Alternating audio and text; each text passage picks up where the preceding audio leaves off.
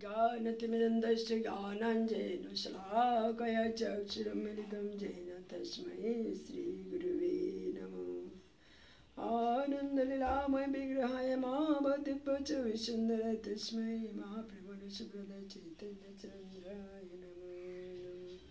जय श्री राधे। এখন ষোড়শ পরিচ্ছেদ থেকে একটু পাঠ করছি চৈতন্য চরিতামৃতে। এই পরিচ্ছেদের নাম কিশোর লীলাসূত্র বর্ণন।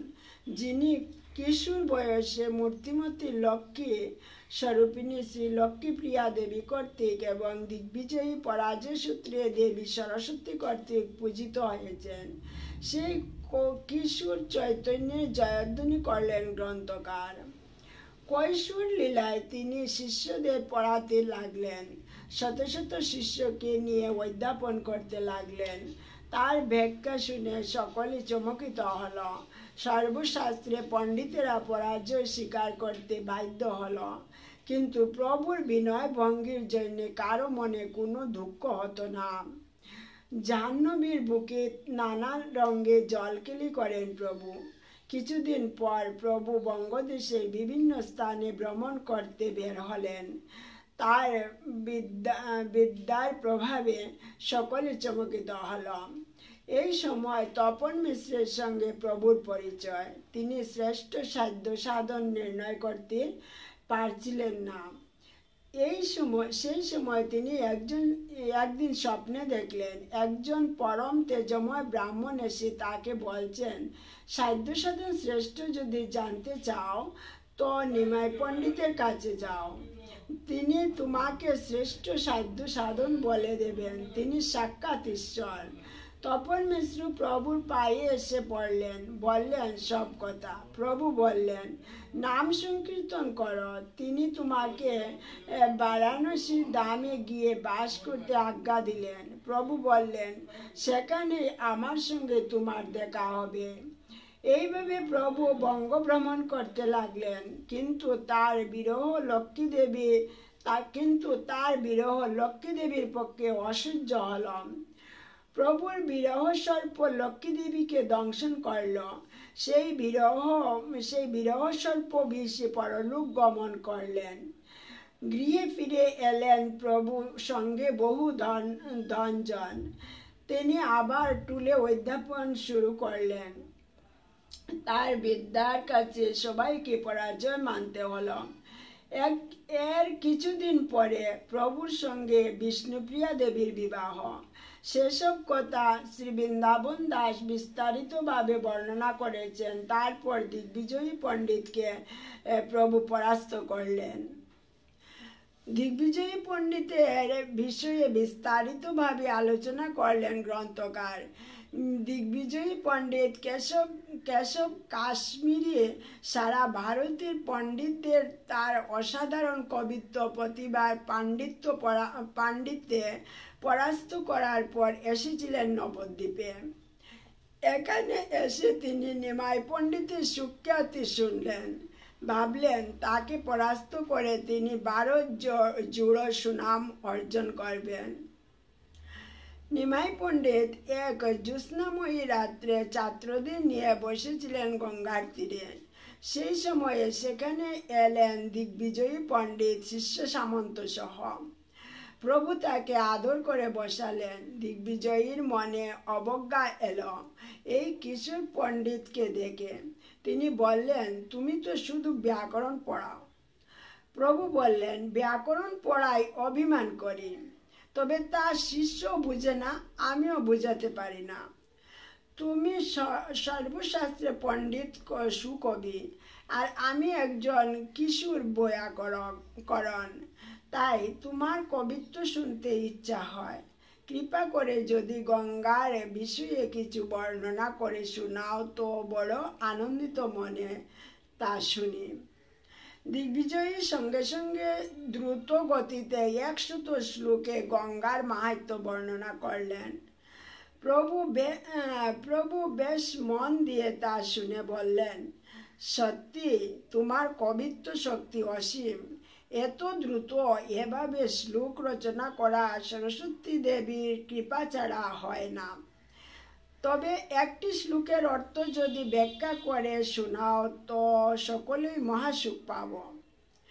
প্রভু শ্লোকটি উদ্ধৃত করে বললেন। তা শুনে দিগ্বিজয়ী পরম বিস্মিত হল। একবার মাত্র শুনে সে শ্লোক সঙ্গে সঙ্গে যে উদ্ধৃত করতে পারে তার ক্ষমতা সত্যিই অসাধারণ। তিনি বললেন জোরের গতিতে আমি সব শ্লোক বলে চললাম। তুমি তা থেকে শ্লোক উদ্ধৃত করলে কি করে? দিগ্বিজয়ী বললেন, দেবতার বরে তুমি যেমন কবিবর, তেমনি আবার অনেকে তো শ্রুতিধর হতে পারে। শ্লোক ব্যাখ্যা করে বললেন, প্রভু বললেন, বলো এই শ্লোক দুটিতে কি দোষ রয়েছে? দিগ্বিজয়ী বললেন, এতে উপমা, অলঙ্কার, অনুপ্রাস গুণ আছে, দোষ কিছু নেই। প্রভু বললেন, তোমার প্রতিভাময় কাব্য দেবতাদেরও সন্তুষ্ট করতে পারে, কিন্তু ভালোভাবে বিচার করলে তাতে কিছু দোষ দেখা যায়। দিগ্বিজয়ী বললেন, তুমি ব্যাকরণ বিদে, অলঙ্কার শাস্ত্র পাঠ করনি, তুমি কি করে এই কবিত্বের সারমর্ম বুঝতে পারবে? প্রভু বললেন, না পড়লেও অলঙ্কার শাস্ত্র শুনেছি, তাতে এই শ্লোক দুটিতে 5টি দোষ আছে। 2 স্থানে আছে অবিমিষ্ট অবিদেয়াংশ দোষ, তাছাড়া বিরুদ্ধমতি, ভগ্নক্রম, পুনরুক্তি দোষ। এই বলে প্রভু সবগুলি দোষী একে একে প্রমাণ করলেন। তারপর বললেন, এক শ্লোকে 10 অলঙ্কার থাকলেও একটি দোষে তার সব গুণ নষ্ট হয়। সুন্দর শরীর ভূষণে ভূষিত হয়ে ডবল কুষ্ঠ রোগযুক্ত হলে যেমন ঘৃণিত হয়, তেমনি রস ও অলঙ্কারযুক্ত কাব্য দোষযুক্ত হলে তা নিন্দনীয় হয়। তোমার কবিত্ব শক্তি আছে, বিচার করে কাব্য রচনা করে তা সুনির্মল হয়, কিন্তু নির্বিচারে তা করলে অবশ্যই তা দুষ্ট হয়। প্রভুর কথা শুনে দিগ্বিজয়ী বিস্মিত হলেন। তিনি বললেন, জানি মা সরস্বতী আমার উপরে ক্রুদ্ধ হয়েছেন, তা না হলে সামান্য বালক আমার শ্লোক বিচার করে তার ভুল ধরবে কেমন করে? তুমি অলঙ্কার পড়ো না, শাস্ত্র অভ্যাস করো না, তুমি কি করে আমার শ্লোককে তন্নতন্নভাবে বিচার করে আমাকে পরাস্ত করলে? প্রভু তখন হেসে বললেন, শাস্ত্রের বিচার ভালো মন্দ জানি না, দেবী সরস্বতী আমাকে যা বলালেন আমি তাই বললাম। দিগ্বিজয়ী তখন বললেন, বুঝেছি, আমার প্রতি ক্রুদ্ধ হয়ে দেবী সরস্বতী আমাকে ভুল শ্লোক বলালেন, বিচারের সময়ে আমার বুদ্ধি লোপ করলেন। তার কথা শুনে শিষ্যেরা হাসতে লাগলো। প্রভু তাদের হাসতে নিষেধ করে দিগ্বিজয়ীকে বললেন, দুঃখ করো না, জয়দেব, ভবভূতি, কালিদাস প্রভৃতি শ্রেষ্ঠ কবিদের রচনার মধ্যেও মাঝে মাঝে দোষের প্রকাশ দেখা যায়, তবে কবিতা রচনার যে তোমার শক্তি অসাধারণ তা সকলেই স্বীকার করতে বাধ্য। যা হোক, আজ বাসায় যাও, কাল তোমার কাছে আবার শাস্ত্রের বিচার শুনব। কবি সে রাত্রে বাড়ি গিয়ে স্বপ্নে দেখতে পেলেন দেবী সরস্বতীকে।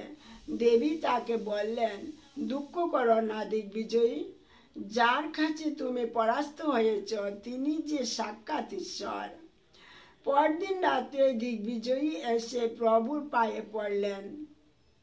ভাগ্যবান দিগ্বিজয়ী পণ্ডিত, তোমার জন্ম সফল, বিদ্যার বলে তুমি শ্রী মহাপ্রভুর চরণ প্রাপ্ত হলেন।